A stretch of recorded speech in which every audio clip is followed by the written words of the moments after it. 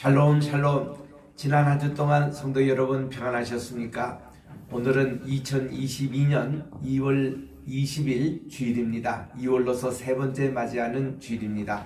다 그 자리에 일어나셔서 찬송가 546장으로 하나님께 나가겠습니다.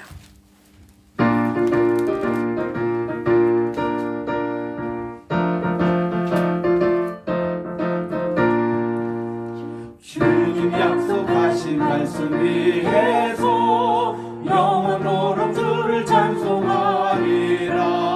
소리 높여 주께 영광 돌리며 약속 믿고 굳게 서리라. 굳게 서리 영원하신 말씀 위에 굳게 서리. 굳게 서리 그 말씀 위에 굳게 서리라. 주님 약속하신 말씀 위에서 세상 염려 내게 엄습할 때에 용감하게 힘써 싸워 이기며 약속 믿고 굳게 서리라.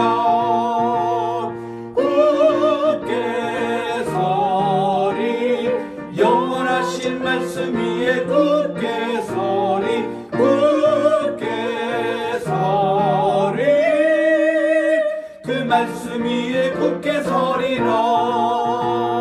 주님 약속하신 말씀 위에서 영원하신 주의 사랑이 믿고 성령으로 힘써 싸워 이기며 약속 믿고 굳게 서리라. 굳게 서리 영원하신 말씀 위에 굳게 서리. 굳게 서리 그 말씀 위에 굳게 서리라. 주님 약속하신 말씀 위에서 성령 인도하는 대로 행하며 주님 품에 항상 안식 얻으며 약속 믿고 굳게 서리라. 굳게 서리 영원하신 말씀 위에 굳게 서리. 굳게 서리 그 말씀 위에 굳게 서리라. 기도하겠습니다. 그러므로 보라, 내가 그를 타일러 거친 들로 데리고 가서 말로 위로하고 거기서 비로소 그의 포도원을 그에게 주고 악을 골짜기로 소망의 문을 삼아주리니 그가 거기서 응대하기를 어렸을 때와 애굽 땅에서 올라오던 날과 같이 하리라.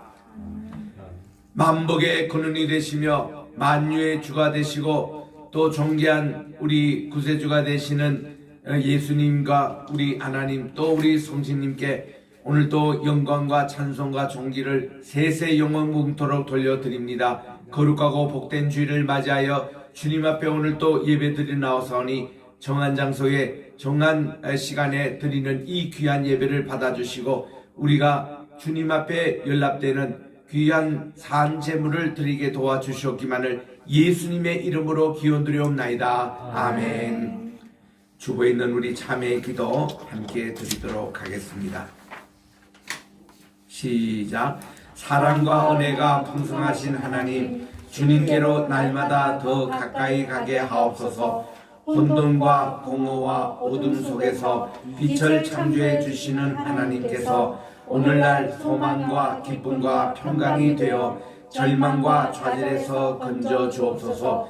저희들의 많은 죄들을 주님 앞에 내놓습니다.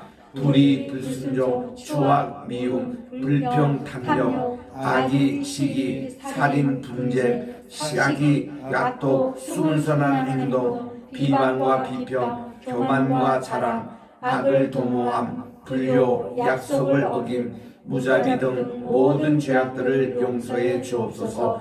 저희가 주님의 권능을 믿고 삶을 바꾸고 자신을 새롭게 하게 하소서.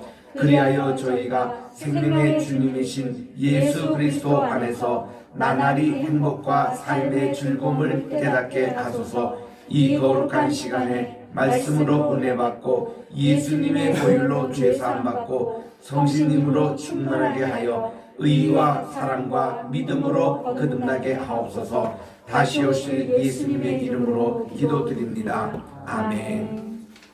기쁜 소식을 전합니다. 우리가 모든 고백한 죄가 예수님의 보혈의 피로 깨끗하고 정하게 용서함을 받았습니다. 주님께 감사드리며 우리 교도문을 함께 교독하겠습니다. 오늘은 87번입니다. 교독문 87번은 요한계시록 21장에 있는 말씀입니다. 또 내가 새 하늘과 새 땅을 보니 처음 하늘과 처음 땅이 없어졌고 바다도 다시 있지 않더라. 또 내가 봄에 거룩한 성 새 예루살렘이 하나님께로부터 하늘에서 내려오니 그 준비한 것이 신부가 남편을 위하여 단장한 것 같더라. 내가 들으니 보좌에서 큰 음성이 나서 이르되 보라, 하나님의 장막이 사람들과 함께 있으니 하나님이 그들과 함께 계시니 그들은 하나님의 백성이 되고 하나님은 친히 그들과 함께 계셔서 모든 눈물을 그 눈에서 닦아주시니 다시는 사망이 없고 애통한 것이나 곡하는 것이나 아픈 것이 다시 있지 아니하리니 처음 것들이 다 지나갔음이로라. 보좌에 앉으신 이가 이르되 보라 내가 만물을 새롭게 하노라. 아멘. 4장 찬송으로 하나님께 성령드립니다.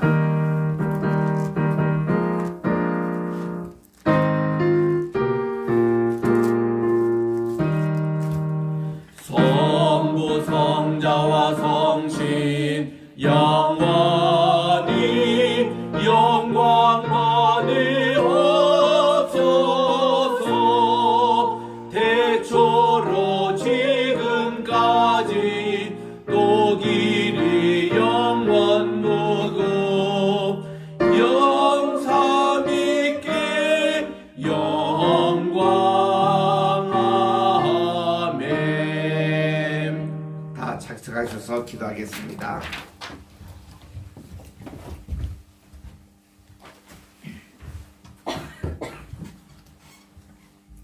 기도하시겠습니다. 사랑과 은혜로 항상 우리를 보호해 주시고 지켜주시는 하나님 아버지, 거룩하고 복된 주일 구원자 되시는 주님을 경배하며 찬양하는 이 자리에 저희들을 불러주셔서 예배드리게 하심을 감사드립니다. 아멘. 이 시간 온 마음과 정성을 다하여 신령과 진정으로 드리는 이 예배를 받아주시고 이 드려지는 예배가 축제와 같은 복된 예배가 되어 주님이 기뻐 받으시는 이 시간이 될 수 있도록 하여 주옵소서. 아멘. 쌀쌀한 날씨 속에서도 아버지 하나님께 감사와 영광과 찬양으로 아버지 하나님께 예배 드림을 감사드립니다. 아멘. 지난 한 주간 주님의 말씀대로 살아간다고 하였지만 저희들은 한 주를 부족하고 어려운 삶 속에 한 주를 보냈습니다. 아버지 하나님, 또한 감사보다는 불평을 하는 많은 모습을 보였습니다. 하나님 아버지, 용서하여 주시옵소서. 아멘. 범사에 감사라는 하나님의 말씀대로 감사하기도 부족한 시간에 불평과 불만이 많이 있었습니다. 아버지 하나님, 회개하오니 저희들을 용서하여 주시옵소서. 아멘. 아버지 하나님, 또한 기도드립니다. 이 시간 우리나라 대한민국을 위해서 기도드립니다. 코로나로 인하여 많은 사람들이, 하나님을 믿는 자녀들이, 약하고 낮은 자들이 고통 속에 있습니다. 하나님 아버지, 저희들을 불쌍히 여겨 이 코로나로부터 안전하게 지켜주시옵소서. 코로나를 이길 수 있는 육체와 정신을 주옵소서. 주님께 기도의 삶을 살 수 있도록 하여 주옵소서. 아멘. 주님께 찬양을 올릴 수 있는 삶을 주시옵소서. 아멘. 아무리 무서운 것이라도 주님께서 함께 하시며 이길 수 있음을 알고 아버지, 약하고 여린 우리들에게 강한 믿음을 주시옵소서. 아멘. 그리하여 코로나 이전보다 더욱더 주님께 가까이 갈 수 있도록 축복 내려 주시고 아멘. 모든 교회와 믿는 자들이 주님께 감사 영광을 돌릴 수 있도록 하여 주시옵소서. 아멘. 많은 교회와 선교사님들이 어려움에 처해 있습니다. 아버지. 하나님 아버지께서 돌봐 주시옵소서. 아멘. 교회의 재정과 성계의 후원이 끊이지 않도록 도와주시고 코로나로 인한 모든 믿지 않는 사람들이 하나님을 알게 하시어 구원받는 역사가 일어날 수 있도록 하여 주시옵소서. 아멘. 또한 3월 9일은 우리 대한민국 대통령 선거가 있습니다. 아멘. 대한민국을 사랑하시는 하나님을 두려워하는 대통령을 세워 주시옵소서. 아멘. 하나님께 기도하는 대통령을 세워 주시옵소서. 아멘. 주님께서 우리 대한민국을 사랑하신 줄 압니다. 아멘. 우리 믿는 자들이 기도로서 준비하게 하시고 아멘. 우리 대한민국의 앞날을 축복으로 더하여 주옵소서. 아멘. 아버지 하나님, 또한 우리 겟세마네 교회를 위해서 기도드립니다. 주여. 우리 윤사무엘 목사님을 위해서 기도드립니다. 아멘. 아버지 하나님, 기억하여 주시고 주님께서 주신 사명 감당할 수 있도록 축복 내려 주시옵소서. 아멘. 아버지 하나님께서는 아십니다. 필요를 채워주시고 건강을 주옵시고 주님께서 예비하신 길을 잘 헤쳐나갈 수 있도록 주님께서 앞길을 열어 주시옵소서. 아멘. 많은 신학생들을 주셔서 하나님의 말씀을 세계 곳곳에 전파할 수 있도록 도와주시고 아멘. 하나님을 모르는 많은 사람들이 아버지 하나님 선교를 통하여서 구원의 역사가 일어날 수 있도록 주님 도와주시옵소서. 같이 하시는 우리 사모님 건강도 항상 챙겨주시고 부족한 부분을 아버지 하나님께서 채워주시옵소서. 아버지 하나님 또한 감사드립니다. 이 예배 장소를 제공해 주신 우리 항우연 장로님을 기억하여 주시고 아멘. 평생 주님을 사모하고 주님을 위해 살아오신 줄 압니다. 주여. 지금보다 더 큰 축복으로 하나님 아버지께서 앞길을 열어주시고 축복 내려 주시옵소서. 아멘. 쌀쌀한 날씨 속에서도 예배드리는 모든 성도들을 기억하여 주시고 이 예배가 진정으로 주님 앞에 기쁨으로 도달릴 수 있도록 주님 도와주시옵소서. 아멘. 항상 감사드리며 예수님의 이름으로 기도드립니다. 아멘.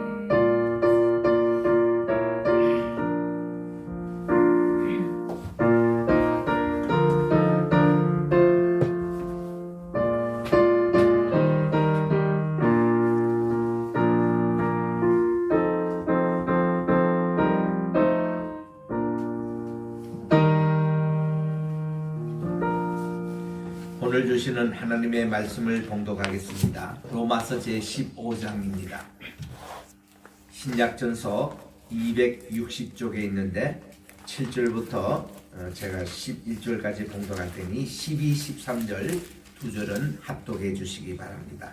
로마서 15장 7절 그러므로 그리스도께서 우리를 받아 하나님께 영광을 돌리심과 같이 너희도 서로 받으라.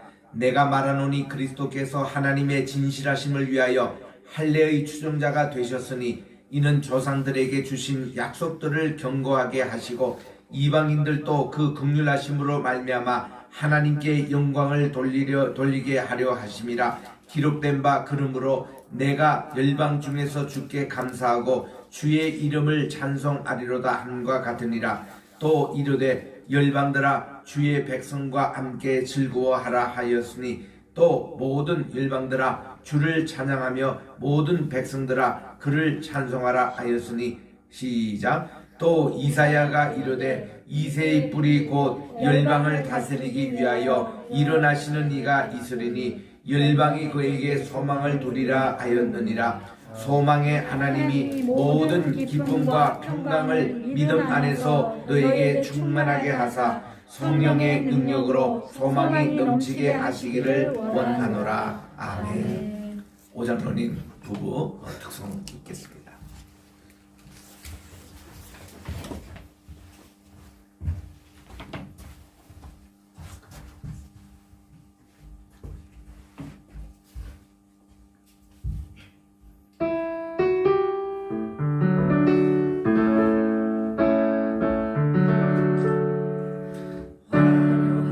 화려하지 않아도 정결하게 사는 삶 가진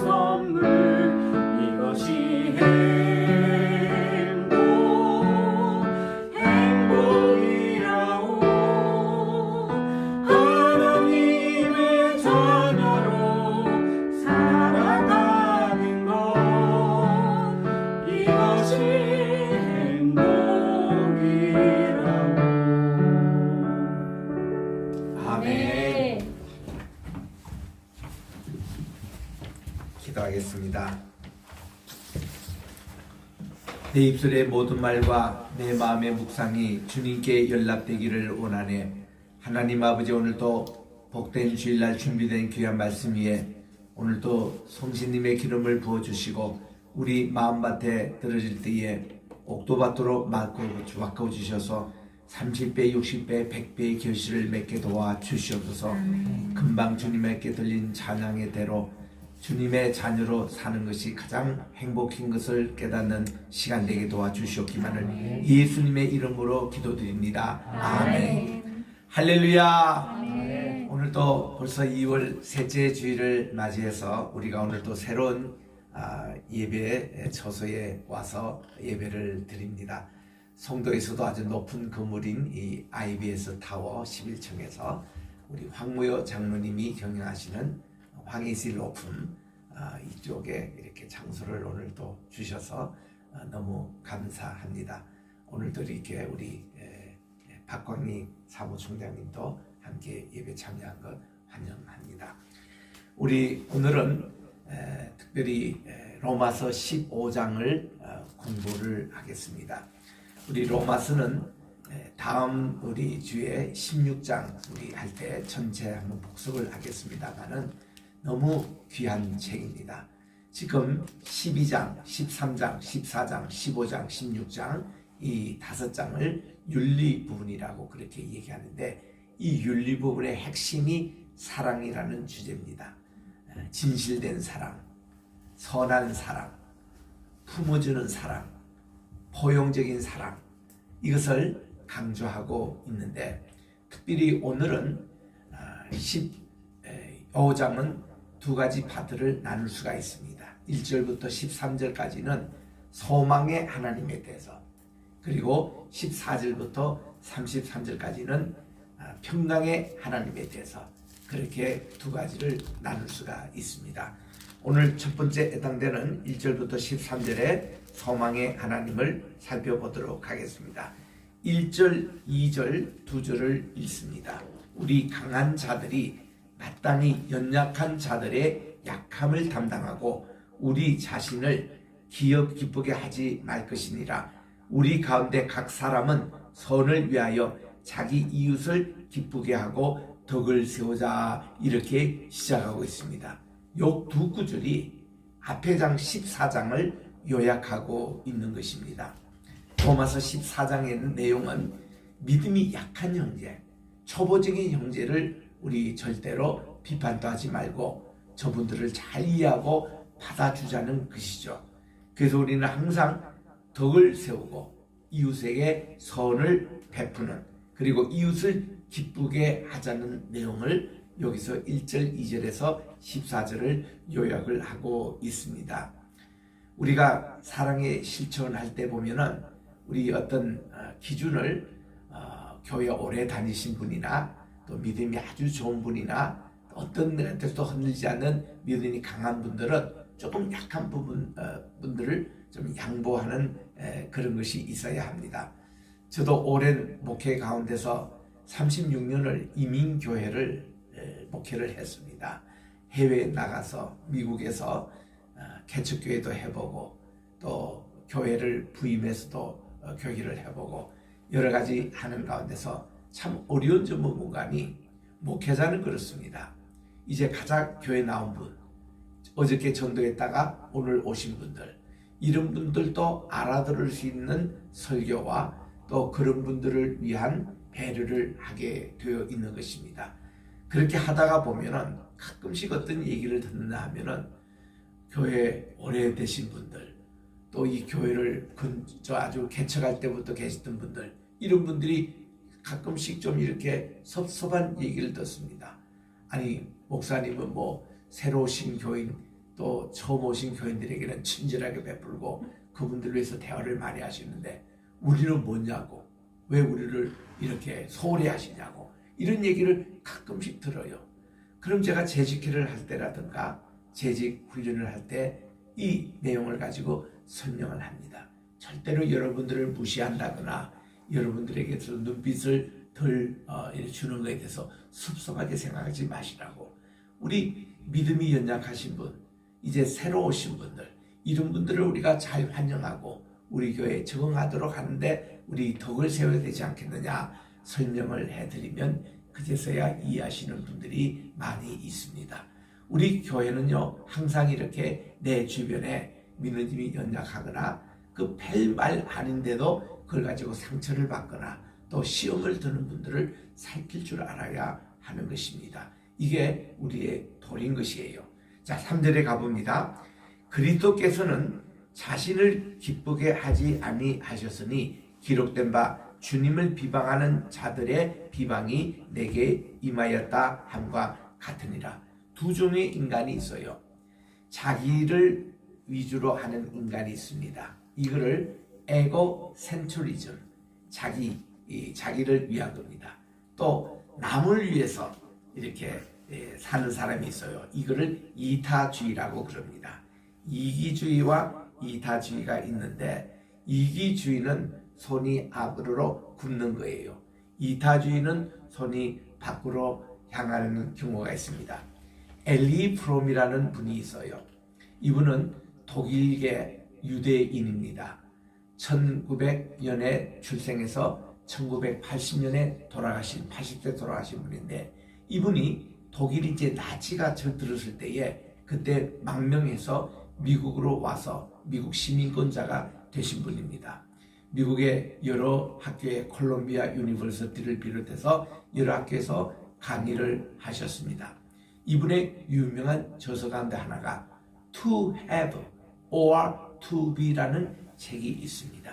이게 뭔가니 소유하느냐 존재형이냐 이 두 가지 인간형이 있다는 것이죠. 그래서 이 소유하는 인간은 우리 아담과 하와 사이에 처음으로 태어난 두 아들이 있지 않습니까? 가인이 있고 하나는 아벨입니다. 이 사람들이 꼭 소유형과 존재형의 대표적인 그런 케이스였습니다. 가인이란 뜻이 뭔가 하니 하와가 이름을 지어준 것인데 모든 것을 소유했다라는 뜻이래요. 그래가지고 사람이 태어날 때 보면은 애들이 속막을 꽉 쥐고 태어납니다. 나는 애들 태어날 때 볼 때가 손을 이렇게 하고 태어난 애들은 아무도 없어요. 손을 꽉 쥡니다. 돈도 내 것, 명예도 내 것, 또 모든 거 다 내 것 하고 소유형으로 이렇게 태어나는 거 이게 가인형이에요. 우리 사람들을 보면은 소유형의 인간은 뭐를 가져야 행복을 바라고 있지만 그 행복도 오래 가지 못하잖아요. 명예도 가졌다고 오래 못 갑니다. 여러분 뭐 대통령 된다고 그게 뭐 대단한 겁니까? 5년 지나고 나면 참 허망해요. 험하게요. 이 별 스타 이게 대령이 있다가 스타가 딱 되면은 52가지가 달라집니다. 매일 아침에 이게 전화도 오고 비서도 받아들이고 또 이 스타가 차는 그 관용차를 다 대기시키고 다 그러는데 아이 투스타로 예편하신 분이 그런 고민을 하더라고요. 그 52가지 예우를 받다가 예편하는 그 다음 날 얼마나 허망한지 모른대요. 그래서 되게 어떠냐? 우울증을 온다는 거예요. 이게 심하면 자살까지도 가는. 그렇게 인생이 그렇게 불행해진다는 겁니다. 소유형의 인간이 이런 거예요. 모든 것을 가지려고 하면 예를 들면 돈을 가지고 있으면 내가 행복하잖아요. 돈이 늘 가지고만 있으니까 돈을 잃어버리는 경우가 있습니다. 주식 투자해서 잃어버립니다. 부동산 투자해서 잃어버립니다. 그럴 때 어떻게 할 겁니까? 돈이 행복의 기준이 아니잖아요. 근데 소유에 있는 사람은 돈, 권력, 명예 이런 것이 전부 다 이게 됩니다. 가인이라는 이름이 그렇다는 거예요. 그래서 이 가인은 평소에도 이렇게 선보다는 악을 행하면서 살았던 모습을 우리들이 볼 수가 있는 것입니다.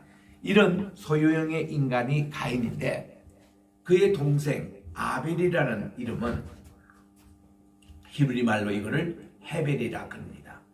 이 헤벨이 어디에 처음에 나온가니 저는 전도서를 히브리어 읽다가 깜짝 놀랐어요. 전도서 1장 1절에서 2절에 보면은 모든 솔로몬이 세상의 것은 헛되다고 얘기합니다. 5번씩이나 얘기하잖아요. 베너티라는 영어로 표현한 거. 모든 것이 헛되다는 거예요. 먹는 것도 헛되고 가진 것도 헛되고 명예도 헛되고 모든 것이 헛된 것을 자기가 70이 돼야 발견했다는 겁니다. 전도서 쓸 때 그 헛되다는 그 용어가 에벨, 헤벨, 아벨이라는 뜻이더라고요. 그래서 이 아벨은 태어날 때부터 이 세상의 모든 것은 헛된 인간이다. 소유형이 아니라 나는 어떤 인간이 될 것인가, 어떤 존재가 될 것인가. 그런데 고민하면서 이 아벨은 살았다는 것입니다. 그래서 이 아벨은 우리 히브리서 11장 4절에 보니까 믿음으로 그가 살아갔다. 믿음으로 하나님께 예배드리더니 하나님께서 그를 기쁘게 받아주셨다. 그 내용이 나와요. 소유형의 인간이 아니라 그 존재형의 인간은 믿음으로 살아서 하나님을 이렇게 기준으로 살아가는 사람이구나. 이게 바로 신본주의적인 삶이에요. 이게 바로 하나님을 경외하는 사람입니다. 나는 우리나라 대통령이 이런 분이 되어야 된다고 봅니다. 존재형의 인간이 아니라 소유형의 인간. 이 인간은 나이가 들수록 성숙해 갑니다. 철이 들어갑니다. 그리고 남을 사랑할 줄 압니다. 이기적인 삶에서 이타적인 삶으로 변하는 그런 삶인 거예요. 그래서 우리는 소유냐 존재냐, to have or to be, 여기서 어떤 인간의 형으로 살아갈 것이냐 참 중요합니다. 오늘 이 3절에 보니까 우리 그리스도께서는 자신을 기쁘게 하지 아니하였다. 우리 주님은 늘 이웃의 기쁨, 늘 이렇게 내보다는 남을 먼저 생각하는 이런 삶을 살아갔던 모습을 우리에게 보여주는 것. 이게 중생된 본의견된 크리스찬의 모습인 거예요.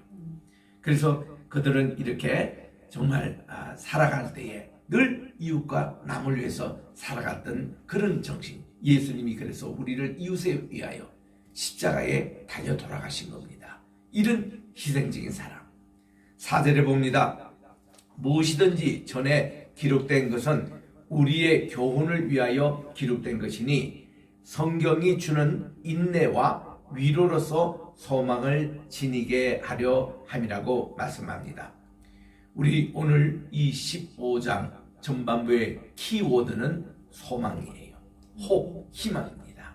이 단어가 처음 4절에 등장을 합니다. 우리들은 이 희망을 가지면 어때요? 인내를 할 수 있습니다.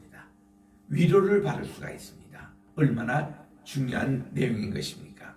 우리 소망에 대해서는 이제 12, 13절에 또 나오니까 그때 조금 더 자세히 말씀드리고 5절에 보니 이제 인내와 위로의 하나님께서 너에게 그리스도 예수를 따라서 서로 같은 생각을 갖게 하신다고 했습니다. 우리가요 인내와 위로를 가질 수 있다는 것은 크리스찬들의 참 큰 복입니다. 우리가 인내할 수 있다라는 것은 어떤 거냐니 소망이 있기 때문에 인내할 수 있는 겁니다. 로마서 5장 3절 4절에 이미 공부를 했습니다. 우리가 어떤 환난 가운데서 기뻐하고 즐거워할 수 있는 것은 이 환난은 인내를 낳고 인내는 연단을 낳고 연단은 소망을 낳는 줄 알기 때문에 우리들은 이 환난과 어려움 가운데서 인내로서 우리들은 소망이기 때문에 참아 나갈 수 있다는 것이죠. 그래서 인내가 참 중요합니다. 미국에서 태권도가 여러 군데 많이 있습니다. 우리 막내를 데리고 태권도를 이제 갔습니다. 그게 한국 사람이 사범이지만 수백 명 우리 미국 사람들이 태권도를 합니다. 처음에 이제 기본 딱 할 때 보면은 이게 우리가 하면 태권하고 이제 이런 것을 영어로서는 good patience 이렇게 하는 것을 봤어요. patience 인내 아니겠습니까? 그래서 이 운동선수는 인내를 배워야 된다는 거죠. 처음부터 포기하지 말고 인내를 가지고 끝까지 하자. 동계올림픽이 이제 오늘로 끝났습니다만은 우리 어제로 한국의 또 은메달, 동메달 하나씩 더 추가해가지고 금메달 2개, 은메달 5개, 또 동메달 3개 이렇게 해서 이 동계올림픽 성적상에는 괜찮다고 합니다. 14위를 기록을 했는데 참 운동선수들 보면은 0.01초 차이로 그 참 메달이 이렇게 달라지고 이 결정하는 거 보면은 대단합니다. 참 이 피겨스케이트 하고 나서 그 선수들에게 물어보면은 여기까지 오는데 그렇게 훈련을 많이 했다는 거죠. 그리고 인내하고 그렇게 했던 이것을 우리 운동선수들에게도 배울 수 있는 건데, 우리 신앙의 경주를 하고 있는 우리도 이런 운동선수입니다. 우리는 이제 천국을 고를 향해서 갈 때에 천국에서 우리는 금메달, 은메달, 또 동메달 잊혀지 천국에는 주님께서 5개 면류관을 준비하고 계시는 거예요. 생명의 면류관도 준비하고 계시고, 의의 면류관도 준비하시고, 영광의 면류관도 준비하시고, 금면류관도 준비하시고, 썩지 않을 면류관도 준비하셔서 우리 주님은 이런 면류관을 다 준비하고 계시는 겁니다. 절대로 여러분들이 천국을 턱걸이 해가지고 넘어가서 난 천국 갔다 만족하지 마시고, 이왕 우리가 천국 들어가더라도 이런 면류관을 하나씩 좀 받는, 그런데 고를 담아서 우리 올림픽 선수들이 다 희망이 그거 아니겠습니까? 시상대 오르듯이 우리는 천국의 메달을 향하여 달려가는 거예요. 인내입니다. 인내를 가지고 우리는 이 모든 훈련을 참고, 그리고 위로해 주신 하나님, 그렇게 해서 우리는 예수님을 따라가면은 같은 생각을 가지게 되고, 6절에는 한 생각과 한 입으로 하나님 곧 우리 주 예수 그리스도의 아버지께 영광을 돌리게 하시기를 원하노라. 우리 하나님이 기뻐하시는 게 뭐겠어요? 오늘도 우리 성도님들이 모여서 다 우리 다른 이름을 가지고, 다른 인격을 가지고, 다른 DNA를 가지고, 다른 피형을 가진 우리가 모여가지고 한 생각을 가지고 한 입으로 정말 하나님께 한 찬송을 드리고 주님께 예배를 드리는 거 얼마나 우리 주님께서 기뻐하시겠냐 그 말이에요. 우리가 하나가 된다는 것은 예수님 안에서 우리가 하나가 될 수 있는 거예요. 우리 그리스도인들은 예수님의 이름으로 우리들은 공동 부모를 항상 찾아야 합니다. 부부간에도 의견이 다를 수 있습니다. 마지막 결론은 항상 예수님은 어떻게 생각했을까? 성경은 우리에게 어떤 것을 가르쳐 줄 것인가? 이거를 생각하면 하나가 될 수 있는 거예요. 우리 나라에도 그렇습니다. 좌가 있고 우가 있고 이렇게 갈라지는 거 이거 좋지 않습니다. 우리는 다 한 민족이에요. 우리는 한 백성입니다. 우리 해외 나가면 대한민국 하면 하나지, 뭐 대한민국에 뭐 좌우로 나눠서 뭐 얘기합니까? 해외 나가면 우리 대한민국 하나로서 우리가 뭉쳐 있잖아요. 많은 미국 사람들은 지금도 그래요. 북한과 남한을 구별하지 못하는 분들이 대반입니다. 다 코리아인 줄 알고 있어요. 북한도 잘 돼야 됩니다. 남한도 잘 돼야 됩니다. 우리 코리아라는 이름을 가지고 한 민족 어수속히 통일이 돼야 돼요. 이런 한 입으로 하나님을 찬양한 것, 주님께서 그거를 원하신다는 겁니다. 7절에 갑니다. 그러므로 그리스도께서도 하나님의 영광에 이르도록 우리를 받아들이실 것 같이 너희도 서로를 받아들이라고 말씀을 하고 있는 것입니다. 우리 예수님이 우리 모든 사람을 다 받아들이잖아요. 우리 주님의 성찬상에는 보면은 Come to me, 내게 오라. 이게 대상이 세상 모든 사람들이에요. 인정과 종교와 사상과 또 모든 것을 뛰어넘어서 모든 인간이면 다 주님께로 오라는 것이죠. 이게 주님의 초청이거든요. 그래서 우리는 서로 이웃이 받아들이는 것. 왜 받아들여야 합니까?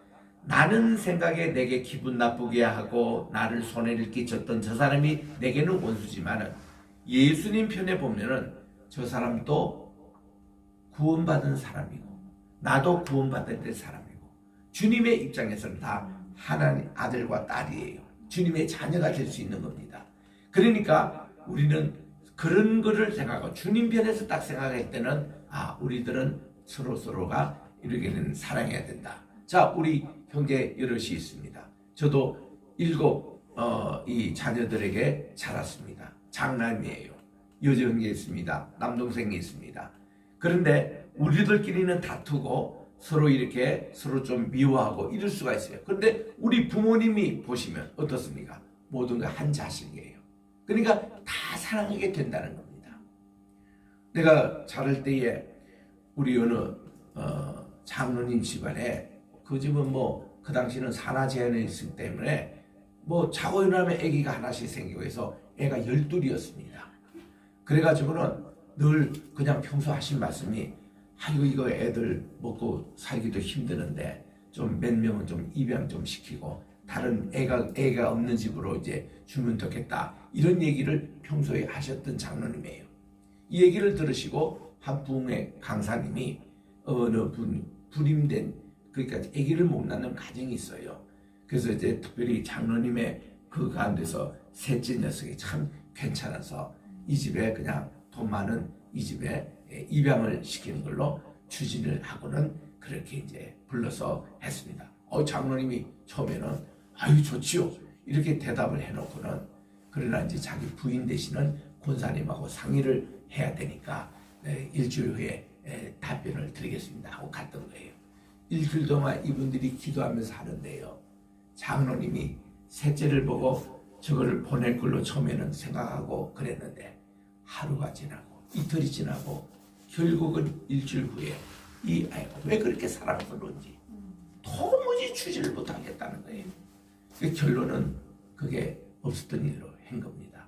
그거 보면은 그 뭐 이렇게 쉽게 남에게 주고 싶은데 실제로 이렇게 또 애를 이렇게 이건 마음에 내키지 않는 거예요. 우리는 그때 그런 예화를 듣고서 생각해 봅니다. 아, 하나님의 눈에는 모든 인류가 다 이렇게 한 자녀, 한 백성이기 때문에 주님이 사랑하시구나. 요즘 또 우크라이나라든지 이 전운이 감돌잖아요. 이 전쟁이 이렇게 있는 소식에 1차 대전, 2차 대전에 얼마나 많은 사람이 죽었습니까? 또 코로나로 얼마나 많은 사람이 지금 죽어가고 있습니까? 하나님 편에서는 다 그게 아픔이에요. 하나님의 자녀거든요. 그러니까 우리는 우리 형제들이 서로 받아들이는 거, 그거 중요합니다. 그래서 한 번은 저희 아버님도 제게 그런 말씀하셨어요.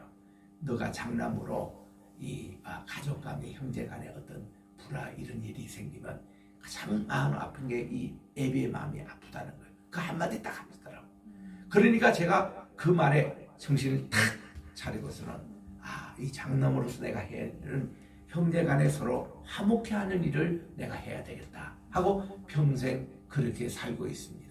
여러분, 이렇게 우리가 주님이 다 받아들인 형제를 서로 미워하거나 이러지 말고 서로 받아들이라고 말씀해 주고 있는 거예요. 믿음이 약한 형제들도 받아주고, 또 좀 꼴보기 싫은 형제도 잘 받아주고, 또 이렇게 먹지 말라는 음식을 먹는 그 형제도 이해를 하고 받아주고, 다 이런 거예요. 8절입니다. 이제 내가 말하노니 예수 그리스도께서는 하나님의 진리를 위하여 할례의 일꾼이 되셨으니 이는 조상들에게 주신 약속을 확고히 하시고 이방인들로 하여금 하나님의 자비를 위하여 그분께 영광을 돌리게 하려 하십니다. 자, 이 할례 문제 때문에 이방인과 유대인의 차이가 있었습니다. 근데 예수님은 이스라엘에서 태어나셨고 예수님 자신도 할례를 받으셨고 또 할례를 받은 모든 사람들에게 지도자가 되어 계시기 때문에 우리 주님은 그들을 할례자로서 받아들이는 겁니다. 그러나 또 할례를 받지 않는 이방인에게도 할례를 안 받았다고 무시하거나 또 그들을 미워하거나 그게 아니라 그대로 또 우리 주님은 받으셨다는 것입니다. 왜냐? 모든 것이 하나님께 영광을 돌리게 하려 함이라. 우리 주님이 그런 것을 실질적으로 이렇게 하셨거든요. 그래서 우리는 이방인이든지 또 유대인이든지 관계없이 헬라인이든지 유대인이든지 모든 사람을 우리는 함께 받아들이는 생각이 참 중요합니다. 우리 미국에 가서 생활해 보면요, 우리가 한국 사람이잖아요. 제가 40년 전에 미국 갔을 때에 많은 사람이 나보고 차이니즈라고 막 그랬어요. 차이니즈, 친 이거는 좋지 못한 얘기입니다. 경멸한 얘기입니다. 그렇게까지 많이 했어요. 근데 이제 내가 좀 공부도 하고 좀 핸섬하게 보이려면 자펜, 야뽕이라고, 이 재팬이라고 또 얘기를 합니다. 그래서 참 우리는 이렇게 가만히 보면은 이게 뭐 미국 사람이 우리가 보기는 중국 사람 됐다가 일본 사람 됐다지 코리아라는 얘기는 한마디도 한 적이 없습니다. 그래서 우리는 그때 친구들끼리 어떤 얘기냐면, 야, 우리가 좀 공부도 잘하고 그거 잘 할 때는 우리가 코리아라고 세우고 우리가 좀 나쁜 일을 할 때는 재팬이라고 하자. 이래가지고 그런 적도 있었습니다. 그건 좋지 못한 것이죠. 그런데 이렇게 동양 사람들을 그분 사람들이 구비를 못해요. 그런데요, 우리가 한 통속으로 듣는 게 있습니다. 다 동양 사람이라는 거, 오리엔털이라는 거, 그 얘기는 다 같이 들어요. 그래서 우리는 같은 중국 사람, 같은 일본 사람이, 동양 사람이 그 사람들에게 무슨 나쁜 짓을 당하거나 이러면 막 우리가 분개하고 같이 싸우고 그랬던 겁니다. 왜냐하면 동양 사람이라는 그런 공동체의 그런 의식으로 이렇게 해서 기록된 바 이로 인해서 내가 이방인들 가운데서 주님께 자백하며 주님의 이름을 찬송하리로다. 이렇게 우리 9절 마지막 그 말씀을 하고 있는데, 이렇게 우리는 인종을 뛰어넘어서 우리는 다 하나님께 찬양하는 한 형제 한 자매 아니겠습니까? 그래서 너는 그걸 너무 좋아해요.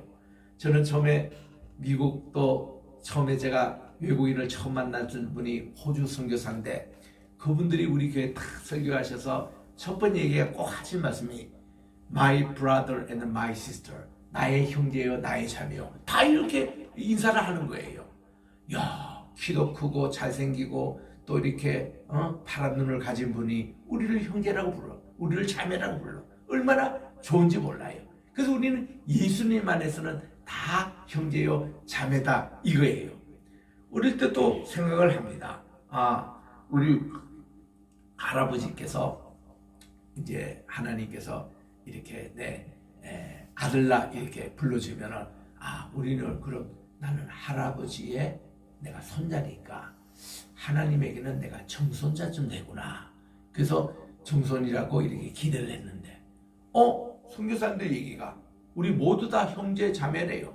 여기는 할아버지도 계시고 아버지도 계시고 아들도 있는데 모든 사람을 통틀어서 형제라고 부르는 거예요. 통틀어서 자매라 부르는 거예요. 그래서 나중에 가만히 보니까 하나님 안에서는 대수도 없고 또 인종도 없고 모든 분들이 한 형제 한 자매로 이렇게 한 가족이 되는구나. 얼마나 감사한지 몰라요. 하나님의 가족에 대해서. 그래서 좀 우리가 웃는 얘기가 있지 않습니까? 그 세례문답할 때에 할머니에게 이제 물었다는 거예요. 할머니, 예수님께서는 누구를 위해서 돌아가셨습니까? 우리 며느리를 위해서 돌아가셨죠. 왜냐하면 그날 아침에도 며느리가 이제 어머니 세례문답 간다니까 어머니 꼭 대답하시는, 나를 위해서 저를 위해서 돌아가셨다고 꼭 대답하시오. 그러니까 어머니께서 가셔가지고 우리 며느리 위해서 돌아가셨다 이렇게 대답을 잘못하신 거예요. 그게 아니고 우리는 어머니들 안에는 모든 것이 주님 안에서 한 형제 한 자매라는 겁니다. 통념이치라는 거예요. 그 말씀을 여기서 하고 있고 10절에 보니까 또다시 말하되 너희 이방인들아 그분의 백성과 함께 즐거워하라. 모든 분들이 같이 즐거워하는 겁니다. 그리고 또 이방아 주님을 찬양하라. 너희 모든 백성들아 그분을 찬양하라. 여러분 보세요. 여기서 유대인이든지 이게 선민이든지 아닌 사람인지 무슨 특별한 구별이 있는 겁니까? 우리 장로교에서는 이렇게 가르쳐요. 택자라는 걸 가르쳤습니다. 그 보면은 사람이 태어나기 전부터 이 사람이 구원받은 사람과 또 유기되는 사람 이걸로 나눠줬다는 거예요. 그래서 이거 선민사상, 선택사상 이것을 강조합니다. 이거를 예정론이라 그래요. 근데 예정론을 여러분 깊이 듣다 보면요, 이것도 우리 주님의 그 사랑 안에서는 크게 효력이 없는 겁니다. 사실은 우리가 예수를 믿기만 하고 그렇게 하면은 다 그저 이 구원을 받는 것이지, 특별히 그 태어날 때부터 예정된 자 또 유기된 자 이렇게 구별하면은 무트로 우리가 예수 믿을 필요가 뭐 있습니까? 태어날 때부터 이미 나는 구원받은 사람인데 또 무트로 내가 열심히 해도 하나님께 버림받은 유기자라면 내가 무트로 예배 참석하고 무트로 설행이 합니까? 어차피 살아가도 유기되는 자인데, 그렇게 이야기하면 큰일 난 얘기입니다. 하나님을요 너무 우리 인간의 생각으로 좌지우지하는 거 이게 죄입니다. 내가 그 초신자들에게도 전도하면서도 그런 얘기를 합니다만은 이 사람들은요 하나님을 자기 호주머니에 놓고 자기 기분에 좋으면 하나님이 그냥 좋은 거 주고 기분 나쁘면 하나님도 나쁜 사람으로 만들고 이렇게 하는 사람이 참 많습니다. 또 예수 믿는 사람조차도 그런 사람이 많아요. 하나님 제가요 매일 주일날 빠지지 않고 교회에 참석하고 내가 11조도 내고 내가 전도생활 하니까 하나님께 복을 주셔야 됩니다. 이렇게 예수 믿는 사람 잘못된 겁니다. 내가 이렇게 했으니까 하나님 그렇게 보상해 주셔야 됩니다. 이런 것으로 아닌 거예요. 우리는 뭔가 하면은 하나님께서 나를 구원시키기 때문에 감사해가지고 내가 하나님께 예배에 참석하고 또 10의 1조도 내고 또 내가 주님을 위해서 열심히 봉사하고 이런 자세로 이 나가는 거 우리 의무로 당연히 이렇게 해야 되는 걸 하지. 이거 했으니까 하나님 복 주셔야 됩니다. 이렇게 가르치면 안 된다는 거예요. 전도하는 분들이 있는데 그거를 조심시켜 줍니다. 여러분 절대로 전도하실 때에 많은 분들이 나가면은 여러분 교회 나오시면 복도 받고 돈도 생기고 자녀도 잘 되고 모든 게 잘 됩니다. 이런데 그렇게 해다가는요 한 달쯤 교회 다녀보고 이 사람이 그래요.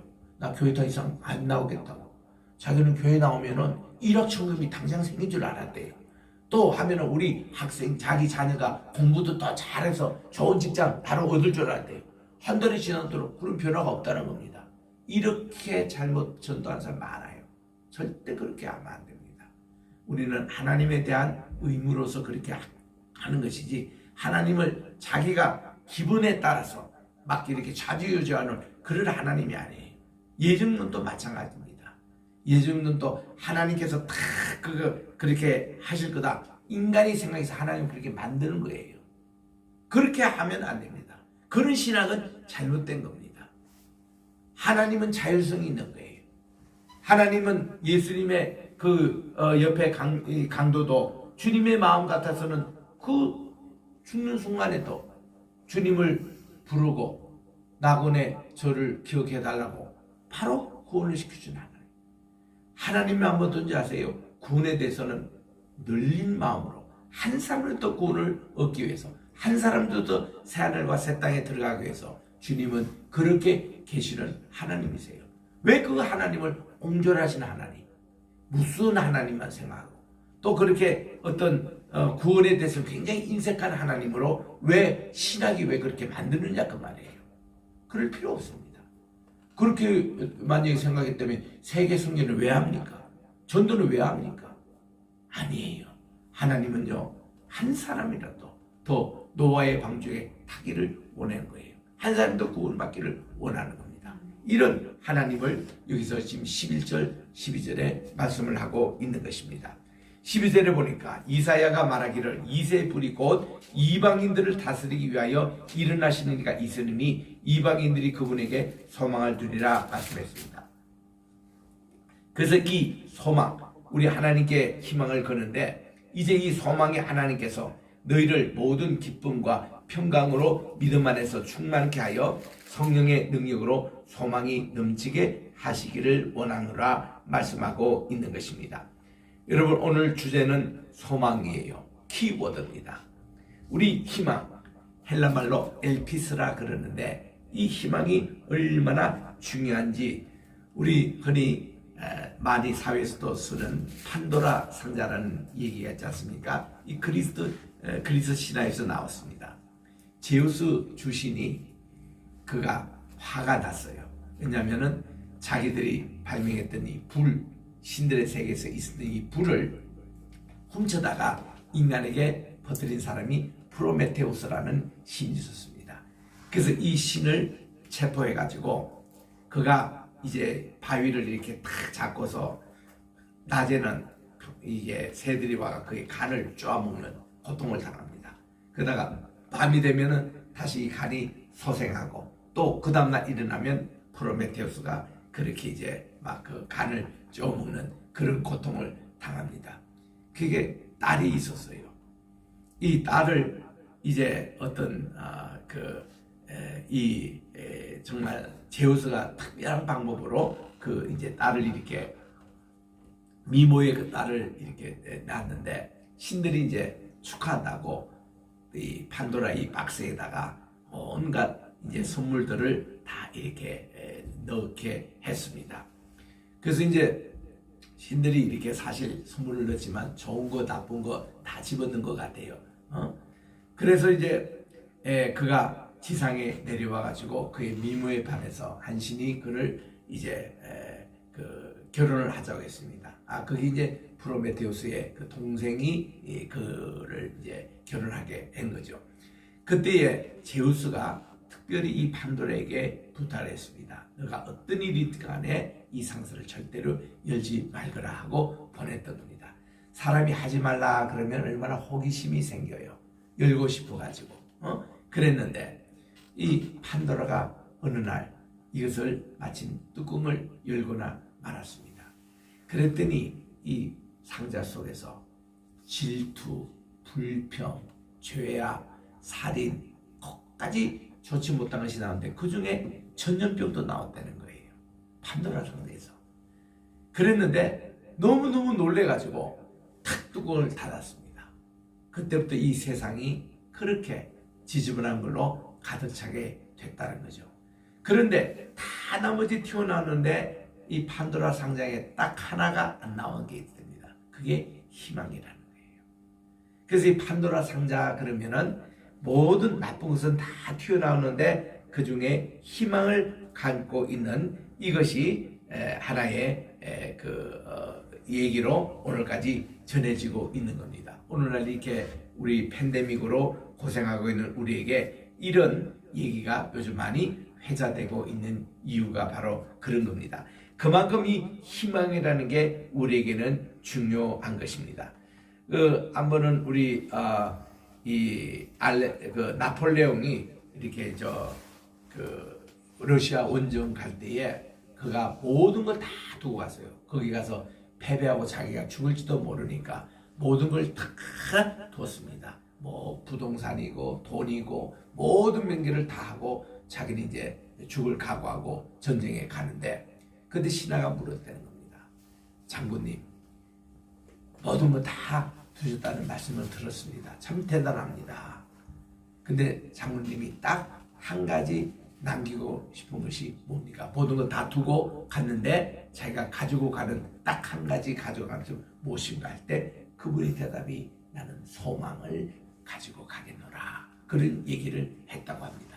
이만큼 희망이라는 것은 우리 이 절망 가운데서 그렇게 참 필요한 단어라는 거예요. 하나님이는 소망의 하나님이시라는 겁니다. 그래서 하나님께서는 우리에게 모든 소망의 하나님이 되셔서 주여 지난밤 내 꿈에 되었으니 그 꿈 이루어 주옵소서. 우리 이 찬송은 참 새벽기도 때마다 부르면 너무 은혜롭거든요. 그 좀 더 우리 헌금 시간에 이 찬송을 부르겠습니다만 얼마나 소망의 하나님이 돼서 우리에게 주시는지 모릅니다. 자, 이제 우리 14절 이하에 보니까요. 아까 제가 그 나폴레옹이라고 했는데 아니고 알렉산더입니다. 알렉산더가 떠날 때에 그렇게 얘기를 했다는 겁니다. 자, 우리 14절 이하에 보면은 이제 여기에 평강의 하나님을 소개하고 있습니다. 우리 여기 있을 내용은 조금 내용이 길긴 하지만 내용은 간단해요. 그 지금까지 바울이 소아시아 지방을 다 선교했습니다. 그가 고향이 소아시아 지방이 아니에요. 길리기아 지방입니다. 그게 수도가 다소에서 그가 출생이기 때문에 소아시아 지방을 다 전도를 했습니다. 그리고 그는 그리스도로 넘어와가지고 그리스의 북쪽 지방을 마게도니아 지방이라 그러고 남쪽 지방을 아가야 지방이라 그럽니다. 그 북쪽에 있는 마게도니아 지방의 수도가 데살로니카입니다. 그리고 그 옆에 두 번째 큰 도시가 빌립보입니다. 그 다음 또 큰 도시가 베레아가 있습니다. 그래서 그 자천도하고 나서 밑으로 남쪽 아가야 지방에 와서 아테네에서 전도했죠. 고린도에 가서 교회를 세웠죠. 그리고 거기에 스파르타그 지방이라는 거기까지 페로폰네소스 반도입니다. 거기도 복음을 전하고 그리고 또한 그가 이제 사도행전 18절 나오는 갱그리아라는 곳이 바로 그 남쪽에 있는 곳입니다. 복음을 다 전했어요. 그러면 그가 이제는 복음 전할 곳이 스페인까지 가기를 원합니다. 그 당시는 지중해에 있어서 지중해 세상 끝이 스페인으로 알았습니다. 그래서 이제 유대인들이 이베리아 반도라고 이 오늘날 포르투갈과 스페인이 있는 것을 이베리아 반도라고 그러는데 이베리아 말이 히브리에서 나온 얘기입니다. 유대인들이 그게 정착했던 마지막 땅끝이에요.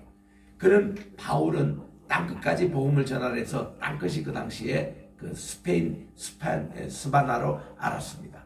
그런데 여기까지 가는데 이제 이 선교 후원을 로마교에서 좀 해달라, 그 내용입니다. 그래서 여러분 이 로마에 가기를 원했지만 주님께서는 원치 않는데 이 바로 평강의 하나님이 여러분들 교회를 잘 이렇게 돼서 이 후원을 해달라는 그런 내용으로 나옵니다. 28절에 보니까 내가 너희를 거쳐 스페인으로 가리라. 내가 너에게 갈 때에 그리스도의 복음에 충만한 복을 갈 것을 확신하노라. 그러면서 형제들아, 내가 주 예수 그리스도의 그 성령의 사랑으로 너에게 공고하노니 나를 위하여 하나님께 드리는 너희의 기도로 나와 함께 분투하되 나로 유다에 있는 믿지 않는 자들로부터 구출하게 되고 또 예루살렘을 위한 나의 섬김이 성도들에게 받아지도록 하자고, 그렇게 해서 이거를 기도해 주면서 마지막 33절에 이제 평강의 하나님, 샬롬의 하나님께서 너희 모두와 함께 하시기를 원하노라 해서 하나님의 평화가 저 스페인까지, 로마는 말할 것도 했습니다.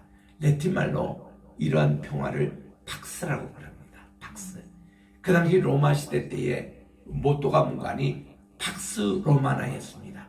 로마의 평화가 전 세계에 미치는 것이 그 사람들의 꿈이었거든요. 그래서 이 팍스라는 말을 붙여요. 그 북쪽에 영국존 팍스 브리테니카, 영국의 평화, 이렇게 붙였습니다. 또 그 당시 프랑스를 골이라고 했는데 팍스 골이라고 붙였습니다. 프랑스의 평화, 이런 말을 붙였습니다. 근데 바울은 그게 아니에요. 팍스 로마나 팍스 브리테니카 이렇게 아니라 팍스 하나님, 데우스, 하나님의 평화가 바로 온 세계에 미치는 것이 세계 복음화였습니다. 이것을 위해서 여러 로마 교회가 협력해달라는 이런 말씀으로 15장을 맺고 있습니다.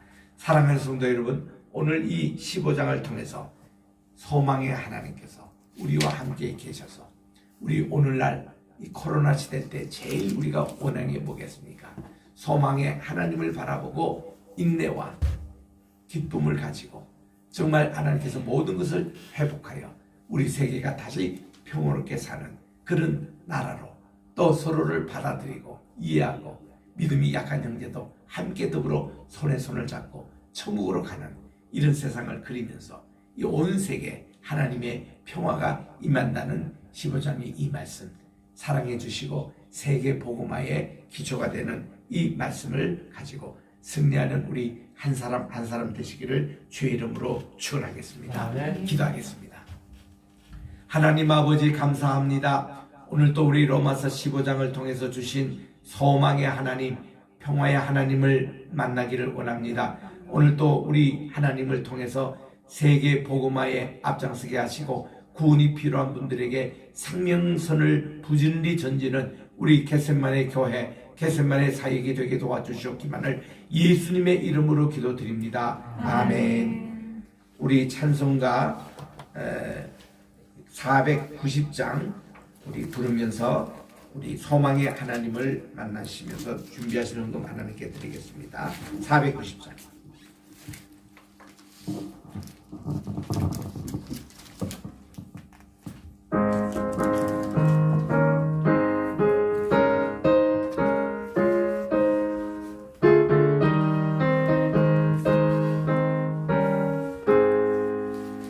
주여 지난 밤 내 꿈에 되었으니 그 꿈 이루어 주옵소서.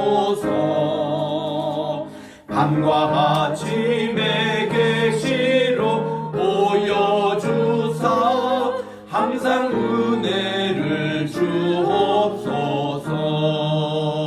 나의 놀라운 꿈 정령남이 끼는 장차 그 은혜 받을 편이 나의 놀라운 꿈 정령 이루어져 주님 얼굴을 배우리라. 마음 외롭고 아파서 낙심될 때 내게서 소망을 주셨으며 내가 영광의 주님을 바라보니 앞길 환하게 보이도다. 나의 놀라운 끝 정녕 남이 끼는 장차 그 은혜 받을 편이 나의 놀라운 끝 정녕 이루어져 주님 얼굴을 배우리다. 세상 풍조는 나날이 변하여도 나는 내 믿음 지키리니 인생 살다가 죽음이 꿈 같으나 오직 내 꿈은 참되리라. 나의 놀라운 끝 정녕 남이 끼는 장차 그 은혜 받을 편이 나의 놀라운 끝 정녕 이루어져 주님 얼굴을 배우리다. 하나님 아버지, 오늘도 주님 앞에 귀한 예물을 가지고 왔습니다. 하나님께서 드린 10의 1조 감사의 예물, 선교 헌금, 장학 헌금, 또 주정 헌금 위에 축복해 주시고 우리 교회가 항상 재정으로 차고 넘쳐 많은 우리 선교할 수 있도록 도와주시고 또 우리 성도님들 가정 가계별을 주님께서 다스려 주셔서 이 어려운 때에 물질적으로 어려움 당하지 않도록 하시고 풍족하여 우리 많은 이웃과 함께 나눌 수 있는 우리 성도들의 가정들이 되게 도와 주시옵소서. 이 모든 말씀 우리 구주 예수님의 이름으로 기도드립니다. 아멘. 그 자리에 일어나셔서 1장 찬송으로 하나님께 영광 돌립니다.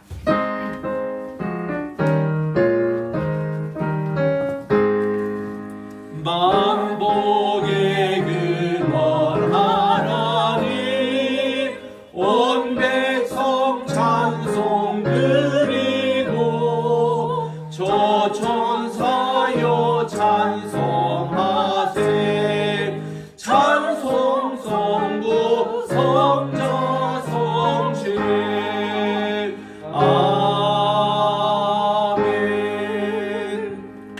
이제는 우리 주 예수 그리스도의 은혜와 하나님 아버지의 무궁하신 사랑하심과 성신님의 감화감동 교통 충만하신 역사가 소망의 하나님, 평화의 하나님 만나서 정말로 이 어려운 때에 소망으로 승리하고 인내하며 또한 이제 평화를 함께 나누는 모든 주의 성도들 머리 위에 이제로부터 영원토록 함께 계실지어다. 아멘.